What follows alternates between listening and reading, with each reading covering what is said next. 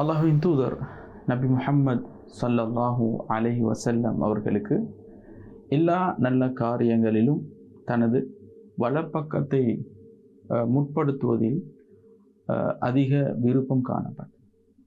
அன்னை ஆயிஷா ரலியல்லாஹு அன்ஹா அவர்கள் அறிவிக்கின்றார்கள், அன்ன ரசூலுல்லாஹி ஸல்லல்லாஹு அலைஹி வஸல்லம் கான யுஹிப்பு தயம்முன மஸ்ததா ஃபீ துஹூரிஹி வ தனஅலிஹி வ தரஜ்ஜுலிஹி.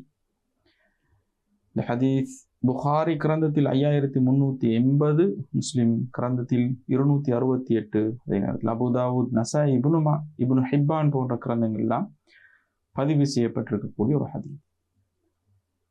நற்காரியங்களில் எந்த அளவுக்கு என்று சொன்னால், தனது தூய்மைகளின் பொழுது, அதாவது குளிக்கும் பொழுது, செருப்பு அணியும் பொழுது, தலை சீவும் பொழுது, இவ்வாறான அம்சங்களில் கூட வலது பக்கத்தை முற்படுத்தக்கூடியவர்களாக நபி ஸல்லல்லாஹு அலைஹி வஸல்லம் அவர்கள் காணப்பட்டார்கள்.